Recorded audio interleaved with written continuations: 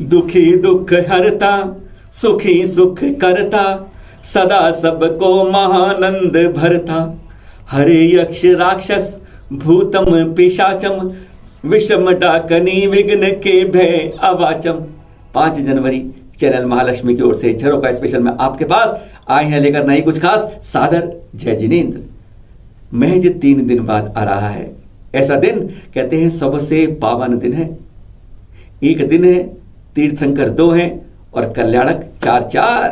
जी हाँ, कहते हैं ना, हर चीज के लिए नमस्कार करें बारंबार। 8वें तीर्थंकर चंदा प्रभु का और 23वें तीर्थंकर पारस प्रभु का जन्म और तप कल्याणक। कहते हैं उत्तर प्रदेश की धरी कितनी पावन हो गई है धरा।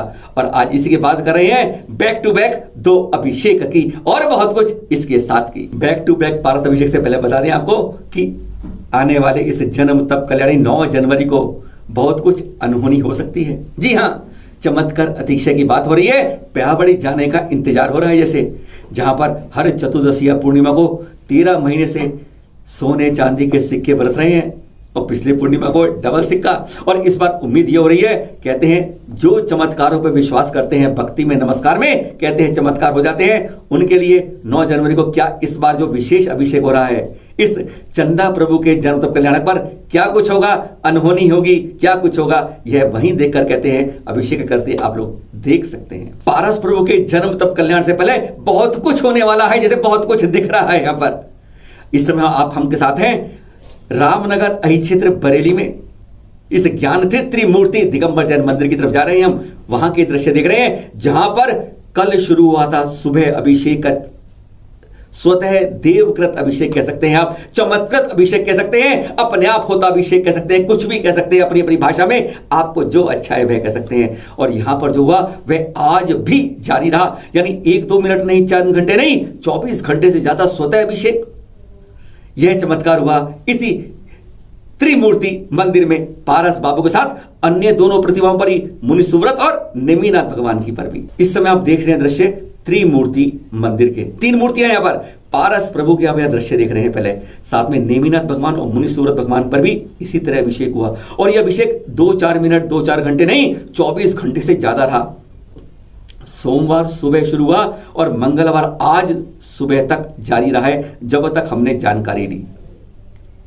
अभिषेक देखिए किसी एक बाजू या कंधे से नहीं है, यह हृदय के पास से विभिन्न धाराओं में नीचे आ रहा है, एकदम इतनी खूबसूरती से कि कहते हैं चेहरे में अंदर से भाव इतने निर्मल हो जाते हैं और गदगद महसूस करने लगते हैं।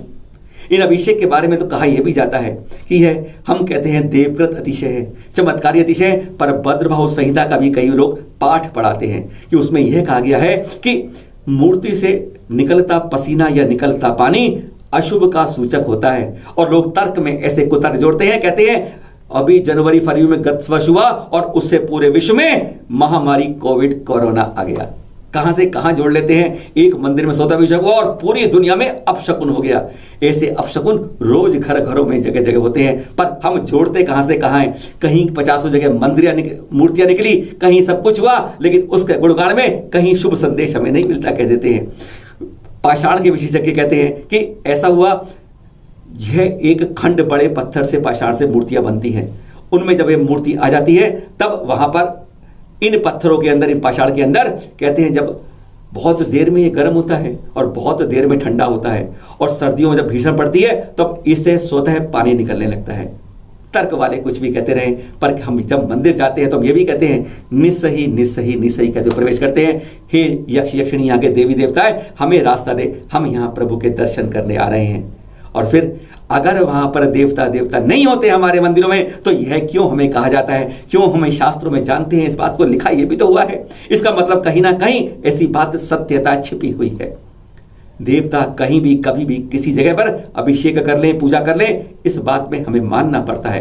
कई बार हमें अनजान जगह से भी आवाजें सुनाई लगती है, घंटियां सुननी पड़ती है मंदिरों में, यह भी सुना गया है। हाँ, यह भी कहा जाता है कि छत्र हिलना या मूर्ति का हिलना शुभ संदेश नहीं है, पर यह ऐसे अभिषेक, कहते हैं जिनसे जब यह प्रतिमा से जल नीचे गिरता है तो अपने आप यह जल गंधोदक बन जाता है। सुनते हैं यहाँ पर विराजमान कमलेश जैन जो है यहाँ पर पंडित जी, गुलाब वाटिका के 2 साल से यहीं पर हैं, जिनकी आंखों के सामने चमत्कार हुआ, वह क्या कहते हैं इसके बारे में। 4/1 2021 को दिन सोमवार प्रातःकाल से ही अदृश्य शक्तियों के द्वारा श्री ज्ञान तीर्थ परिक्षेत्र त्रिमूर्ति मंदिर में 24 घंटे तक लगभग अदृश्य शक्तियों के द्वारा महाअभिषेक, जो कि सभी संपन्न समाज के लिए, सभी के लिए शुभ का द्योतक है। छत्र और मूर्तियों का हिलना तो अशुभ का सूचक बताया गया है, लेकिन अभिषेक का होना ये शुभ का ही सूचक मानना चाहिए। इसमें कोई विकल्प न हो करें, भ्रमित न हो। और आपको ले चलते हैं, हम बरेली से वापस लाते हुए दिल्ली की तरफ बड़ौत पहुंच जाते हैं, पारस विहार में, दिल्ली हाईवे रोड पर। यह है पारस दिगंबर जैन मंदिर। 3 साल पहले यहाँ पर पंच कल्याणक हुए थे और यह प्रतिमा वैसे जो है यहाँ पर 11 फुट पद्मासन पारस प्रभु की बहुत मनोहरी प्रतिमा काफी समय पहले से भावोली महाराज के समय से आई हुई थी। यहाँ पर भी रविवार शाम को जब कहते 5 बजे मंदिर खुला, 5:30 के लगभग पुजारी जब आरती देख रहे थे तब वह स्वतः हैरान हो गए देखकर कि यह क्या, स्वतः अभिषेक हो रहा है, अतिशय हो रहा है, चमत्कार हो रहा है, हैरानगी हो रही है। इसको देखते देखते कहते हैं मन गदगद हो जाता है।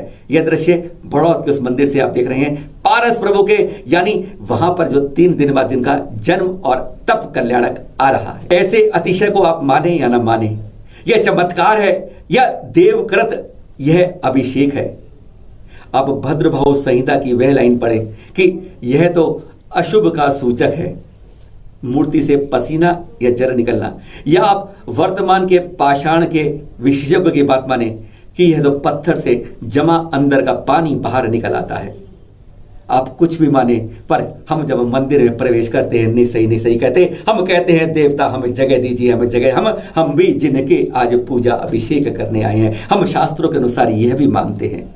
हम यह भी मानते हैं कि देवताओं का निवास होता है हर मंदिर में, हर जगह जगह पर वह कहीं भी आ जा सकते हैं। जब वह इतना मानते हैं, 20 लाख योजन प्रतिपल की स्पीड से बढ़ने वाले देव कहाँ पहुंच जाएं यह भी मानते हैं, तब ऐसी जगह पर अगर हम कहते हैं ये धारा निकलती है अगर जिनसे, तो कहीं ना कहीं अतिशय तो होता ही है। कहते हैं अगर निर्मल भाव हो जाते हैं, इसे देखकर हमारे कर्मों की निर्जरा भी होती है। और कहते हैं हमें जो नहीं देता लेता वह भी हमारी झोली यूं ही भर देता है। उसी द्वार पर आते हैं, बेमौल सौदागर बन जाते हैं, 4 चावल चढ़ाते हैं और भक्ति में बहुत कुछ लूटना चाहते हैं। विश्वास कीजिए, विश्वास करने वाले जो नहीं चाहते वह उनकी बात है, पर कहते हैं जब चमत्कार होते हैं मंदिर में तो स्वतः होने लगते हैं। अगली खबर, जन्म कल्याणक से पहले पारस बाबा दिखते नाग देवता के रूप में छत्तीसगढ़ के दुर्ग जिले के नागपुरा गांव में। बरसों से पारस प्रभु को पूजा जा रहा है, पर नाग देवता के रूप में, जहां आगामी जन्म तप कल्याणक पर पारस प्रभु के जगह जगह उनकी विशेष पूजा होगी, वहीं पर यहां नाग पंची पर पूजते हैं। अरे विरासत जैनों की है और पूजते अजैन किस रूप में है।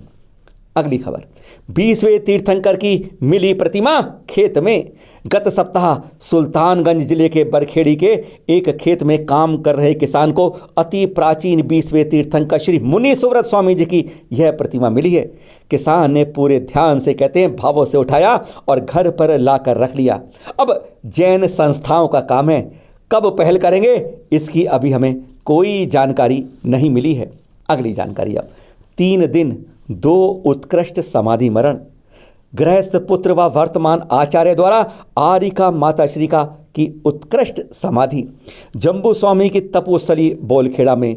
वहाँ तो वैसे अनेक समाधियाँ हो चुकी हैं, किंतु एक गृहस्थ पुत्र और वर्तमान में अभीक्षण ज्ञानोपयोगी निर्यापकाचार्य श्री वसुनंद जी महाराज द्वारा आरिका माता जी की समाधि पहली बार हुई है।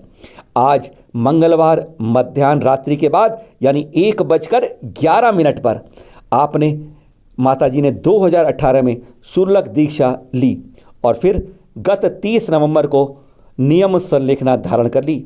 सभी यह भावना भाते हैं कि अंतिम समय में किसी संत के चरणों में समाधि ग्रहण कर हम अपने जीव को उत्कृष्ट गति की ओर ले जाएं। रविवार 3 जनवरी को यम संलेखना लेने से पूर्व आपने आरिका दीक्षा ग्रहण कर ली और आज मध्य रात्रि की वेला में 20 पिछेधारी साधुओं के समक्ष अंतिम लक्ष्य यानी उत्तम समाधि मरण को प्राप्त किया। आचार्य श्री द्वारा दीक्षित आरिका माता जी का समाधि मरण। रविवार 3 जनवरी को रात्रि 8:15 पर संत शिरोमणि आचार्य श्री विद्यासागर जी से दीक्षित व आरिका श्री दृढ़मती माता जी की संघस्था आरिका श्री सत्यार्थमती माता जी का संलेखना पूर्वक समाधि मरण गढ़ा जबलपुर में चतुर्वेद संघ की उपस्थिति में हो गया। यहीं पर मुनिश्री प्रमाण सागर जी विराजमान हैं।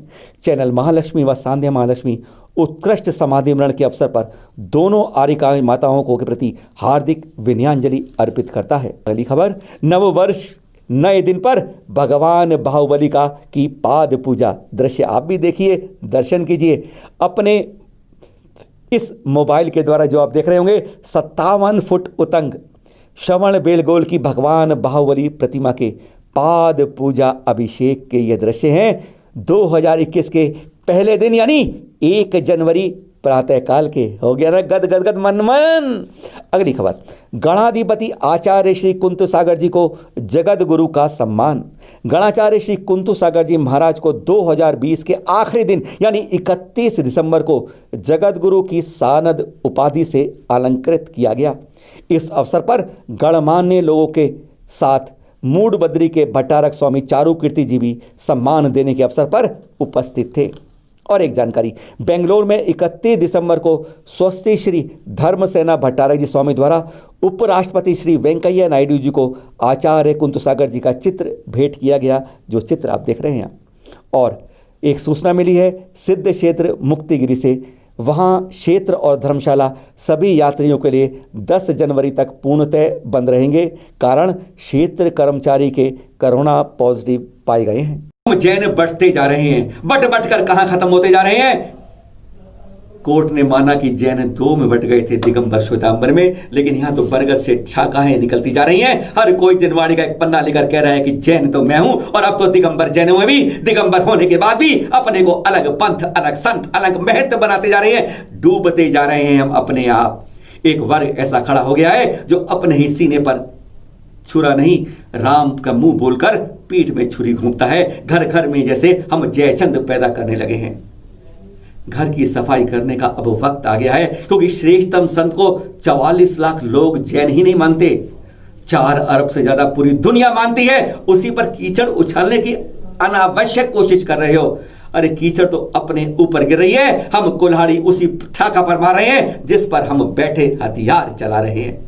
शर्म आनी चाहिए जो इस तरह की बात कर रहे हैं। श्रेष्ठतम संत को श्रेष्ठतम गरिमा में रखो तो कहते हैं अपने भी कर्मों का उपहास नहीं उड़ेगा, कर्मों का बंद नहीं होगा, कर्मों की निर्जरा होगी। ज्ञान की पोथी रखते हो और अज्ञानता की बात करते हो। ऊपर चढ़ना चाहते हो, दलदल में गिरते जाते हो। अरे ऐसे ऐसे लोग बनकर क्या जैन कहलाते हो? शर्म आती है जब हम ऐसे ही बात को कहते हैं कि हमारे ही उठा हमारा भाई हमारे ही धर्म के प्रति, हमारे ही साधु के प्रति विरोध खड़ा कर रहा है, गंदी बातें कर रहा है, अश्लील बातें कर रहा है, शर्मसार कर रहा है। बताएंगे इस बारे में आपको मुनि सम्मेलन में क्या हुआ और क्या करना होगा हम सबको एक होकर। सादर जय जिनेंद्र।